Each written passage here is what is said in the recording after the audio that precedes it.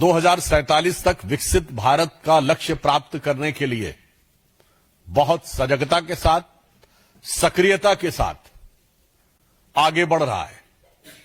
परंतु इसी के साथ यह विषय भी महत्वपूर्ण हो जाता है कि वो किन विचारों के साथ, किस स्वरूप में और किस दृष्टि के साथ आगे बढ़ रहा है, अथवा उस भारत की पहचान और स्वरूप क्या होगा।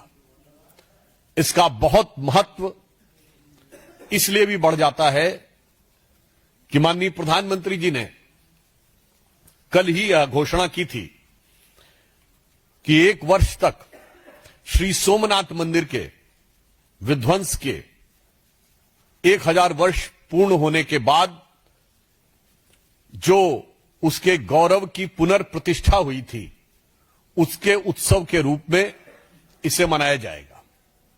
यहां पर विषय मात्र एक मंदिर नहीं है, यहां पर विषय श्री नरेंद्र मोदी जी मात्र एक प्रधानमंत्री नहीं है, और यहां पर विषय तमाम विरोधी दलों के द्वारा किया जा रहा व्यक्तिगत विरोध नहीं है।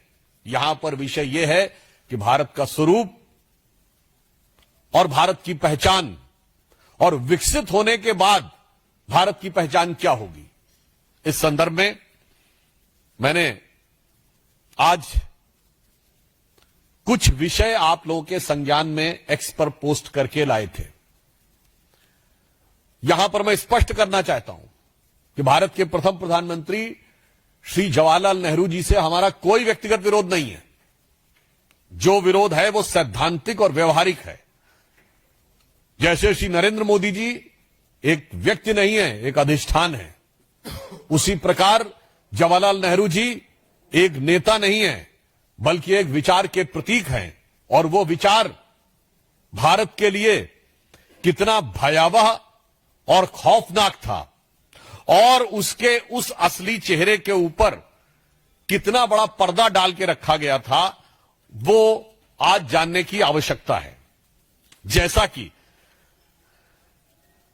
आप सबने देखा होगा कि बहुत ही दुखद बात है कि अप्रैल 1951 में जवाहरलाल नेहरू जी पाकिस्तान के तत्कालीन प्रधानमंत्री को पत्र लिखते हैं, और उल्लेखनीय बात यह भी है कि लियाकत अली जो पाकिस्तान के फर्स्ट प्राइम मिनिस्टर बने, यह अंतरिम सरकार में यानी 1946 2 सितंबर को जब नेहरू जी प्रधानमंत्री बने थे तो उनके वित्त मंत्री थे, और बजट उन्होंने प्रस्तुत किया था अंतरिम सरकार का। और इस बात का उल्लेख प्रणब मुखर्जी जी ने अपनी 2009-10 की बजट स्पीच में भी किया है। उनके लिए लिखते हैं माई डियर नवाबजादे, यानी वो डियर भी हैं और नवाबजादे भी हैं। सम्मान से अभिभूत होकर वो ये कह रहे हैं कि मैं ये बात स्पष्ट करना चाहता हूं कि जो सोमनाथ का मंदिर में हो रहा है वो बिल्कुल गलत है, उसको लेकर कोई प्रचार दुष्प्रचार नहीं करना चाहिए। और इसके अलावा उसमें एक लाइन वो कह रहे हैं जो मैं आपके सामने रिपीट करना चाहता हूं, the story of the gates of Somnath temple being brought back to India from Afghanistan is completely false and there is not an atom of truth in it. तो साहब वो ये कहते हैं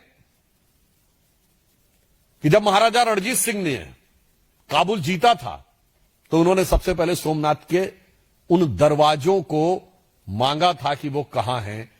ये पूरी तरह फॉल्स है। There is not an atom of truth in it. अब मैं कोट करना चाहता हूं खुद कांग्रेस सरकार के द्वारा आधिकारिक रूप से published Maharaja Ranjit Singh by L S. Bakhshi, page number 15, published by Ministry of Information and Broadcasting, New Delhi in 1992। सरकार कह रही है कि Ranjit Singh made no distinction between the Hindus and Sikhs among their subject when the combined forces of East India Company and Ranjit Singh defeated Shah Sudha in Kabul।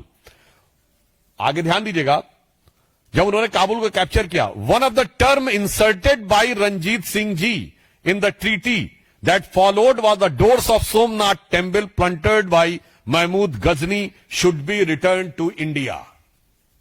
अब महाराजा रणजीत सिंह सही हैं या पंडित जवाहरलाल नेहरू जो लियाकत अली की खिदमत में उनकी मिजाज पुरसी में लगे हुए हैं, वो सच बोल रहे हैं, या भारत सरकार के द्वारा 1992 में इंफॉर्मेशन ब्रॉडकास्टिंग मिनिस्ट्री के द्वारा पब्लिश्ड बात सत्य है। यहां पर विषय यह नहीं है। यहां विषय यह है उसकी आज की प्रासंगिकता क्या है, यह भी आपको समझने की आवश्यकता है। फिर जो दूसरा उल्लेख है, आपने देखा होगा उसमें के.एम. पणिक्कर, जो उस समय कम्युनिस्ट चाइना में कम्युनिस्ट मानसिकता के थे, चीन में हमारे राजदूत थे, उनको लेटर में लिखते हैं कि नहीं नहीं ये सब बिल्कुल गलत है। अगर आप में से किसी ने जाकर किताबों में पढ़ा हो कि पणिक्कर ने जो लेटर नेहरू जी को लिखा था, उसमें यह भाव था कि भाई चेयरमैन माओ को कैसा लगेगा ये पता लग के, गजब है साहब, धर्म को अफीम मानने वाले माओवादियों के प्रति क्या अनुराग है, और मुस्लिम लीग के प्रति कितना नजदीकी और अजीज मिजाज है, और हिंदू मान बिंदुओं के ऊपर गिरती हुई गाज है। और यह मानसिकता आज भी यथावत है। जो प्रियंका गांधी जी ने कहा था ना कि एक बार जो कहना है कह लो भाई, बार बार क्यों कहते हो। तो मजे की बात यह है, खानदान तो लगातार है, हमसे कहते बार बार क्यों है। तो वहां बताना चाहता हूं, जो मानसिकता उस समय थी वही मानसिकता आज दिख रही है।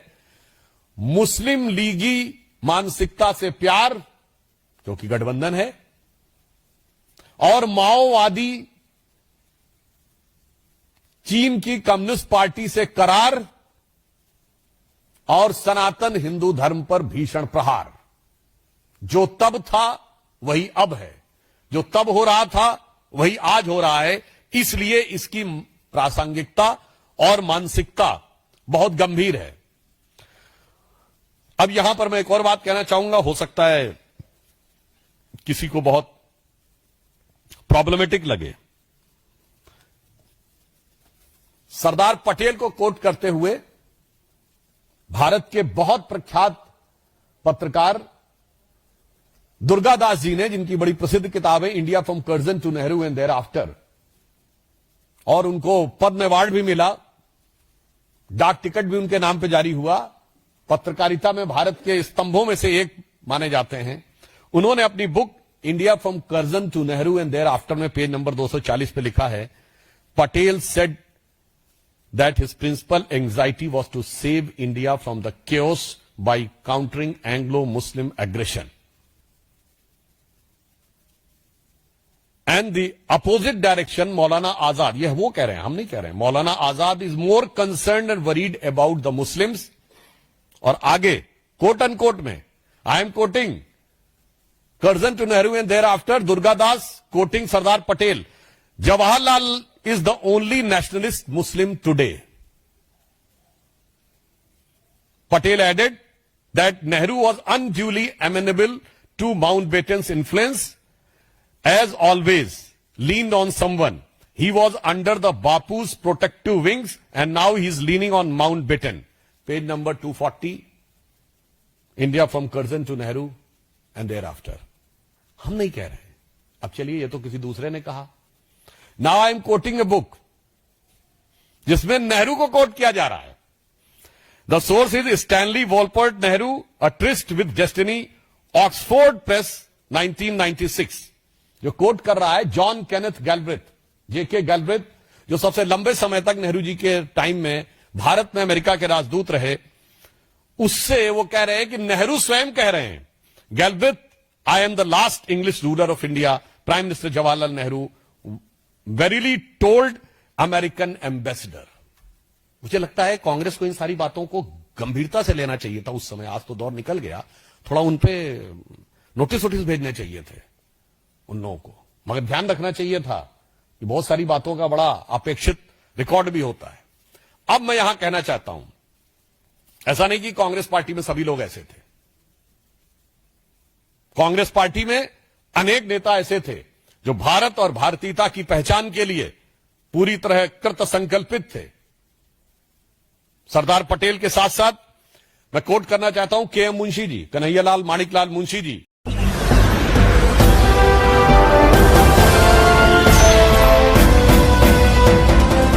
आप देख रहे हैं लाइव न्यूज 19 99 राष्ट्र सबसे पहले।